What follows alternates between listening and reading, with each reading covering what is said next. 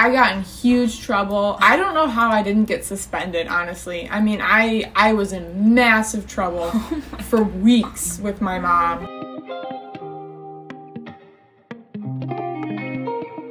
Welcome back to Conversations with Chloe. I'm Chloe Matthew, and today's guest we have... Meg George, the great and powerful. Yes, indeed. So today we're going to talk a bit about growing up and, you know, your family and whatnot, Meg. So I'm going to start with, where did you grow up?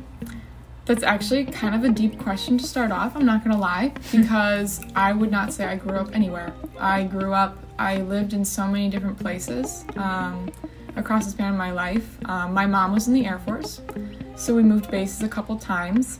I was born in England, on an American Air Force base, and we lived there for a couple years. And then we moved out to California, about an hour from San Francisco. And then we moved again in California to another town just a few miles away. And I enjoyed California, I had a lot of fun there. My sister was born there. And from there we moved to Ohio, which was a major downgrade. But I will say I did live most of my childhood in Ohio, so I have a closer connection to Ohio than where I live now, which is Illinois, about an hour north of Chicago. I think I came into more of a consciousness in Ohio.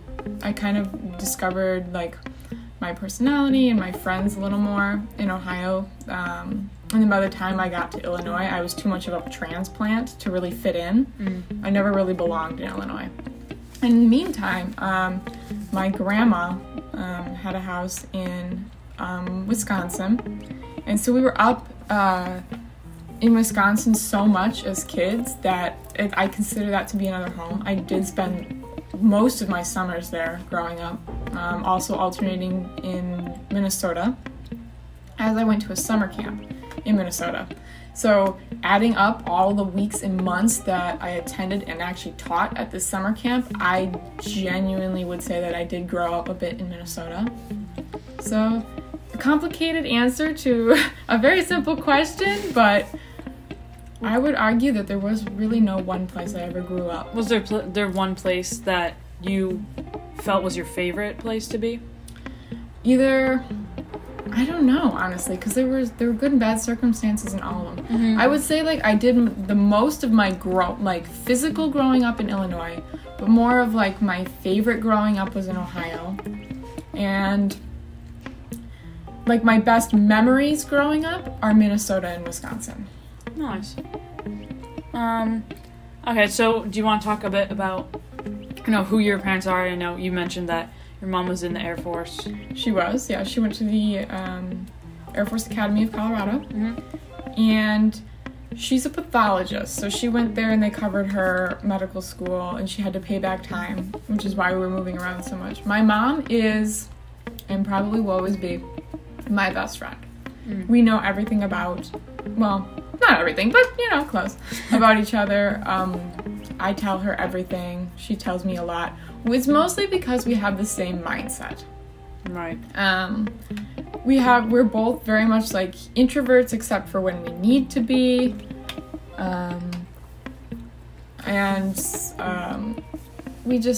We're more we're not really people persons.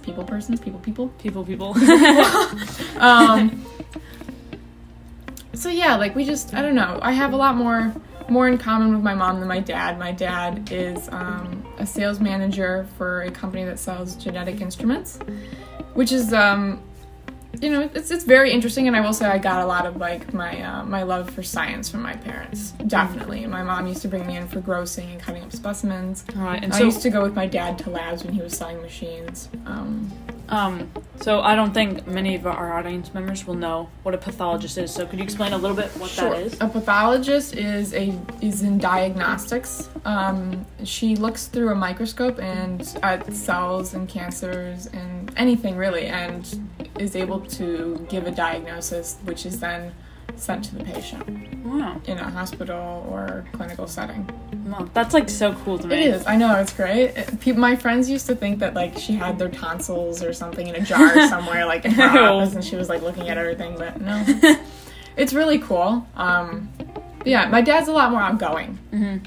So he's more outgoing, and he's more type B, whereas my mom and I are more type A. Okay. And they get along really well, for the most part. They do have their moments, as all married couples do. Right. Some more so than others. But yes, for sure. Those are my parents. I love them both in their own ways, and I go to each one with different things, but yeah. Yeah. And it was a good upbringing. Nice. I'm glad. Yeah. And do you have any siblings? I do. I know the answer to this question, but I do. No one else knows. Well, now they do. I have a younger sister and a younger brother. They're both awesome. Sometimes I do wish that I hadn't been the oldest, because it's very, very hard to be an oldest. My sister and I are pretty tight. Despite us being completely different, I was a shy weirdo in high school, and she is a popular, drama queen. My brother is the genius of the three of us. He knows everything that we ever learned growing up, we passed down to him. And so now he's just a knowledge bank. He loves math. He got, perfect PSAT scores. The guy is, gonna go to the Colorado School of Mines, I swear. But he's a lot more quiet. He's very mature for his age. My sister is a sophomore in high school, and my brother is an 8th grader. I feel like I should know this. Wait, your sister's a sophomore? Yeah.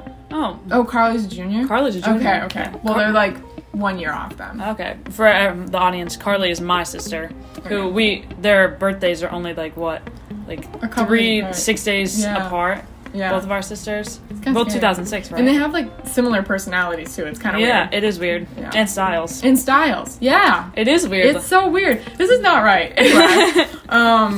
Yeah, so I'm close to them on different things. I talk more to my sister, but my brother and I share more interests. Right. For sure. I always wanted a younger brother. Dude, and an older brother. It was great because, if I want to go on, a messy bike ride, he's my go-to. And we just go and get sweaty and nasty and bike through the trees. It's great. That is great. Yeah. I like that. And so, talking about getting messy and stuff, throughout your childhood, did you ever get into any, sort of trouble? Were you a troublemaker at all? I was a very precocious child until about 6th grade, when for some reason I made a major switch and suddenly became a goody two-shoes, which I still kind of am today. I'm very much of an empath, and I just try to fill in to make people happy and balance out the mood and do what I can to help people. Even if it doesn't always work out, but usually I'm very close to my teachers, and I try to get all my work done ahead of time. But as a kid, I was awful. I refused to learn math. I used to throw temper tantrums. Oh yes, I threw several temper tantrums throughout elementary and middle school about having to learn math and not understanding it. And I still don't understand it, but I don't throw temper tantrums anymore. I had a massive temper, and I don't know if it came from being a transplant and not ever, a lot of people at my elementary school classes had known each other all through growing up, so throwing me into the equation was always weird. That said, for the audience, I did have close friends growing up. Please know, I was just always kind of a weirdo.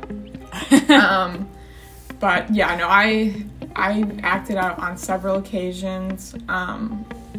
The one that I can remember most vividly in my mind that I got into a crap ton of trouble for. Oh gosh.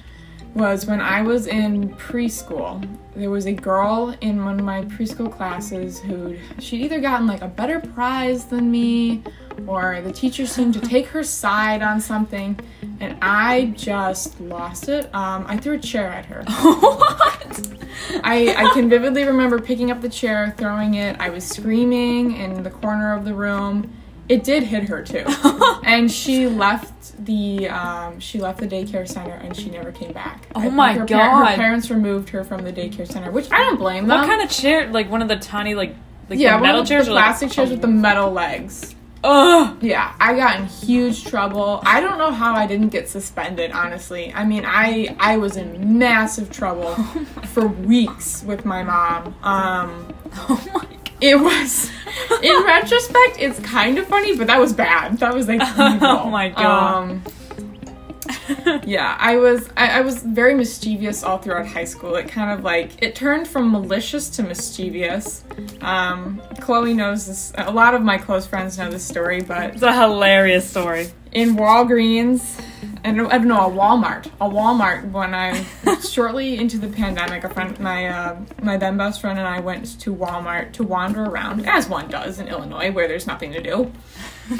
And they had LOL dolls, and maybe you've seen them, but they're like little cartridges that have little toys in them, and they're plastic, and they sell them in they're like $1.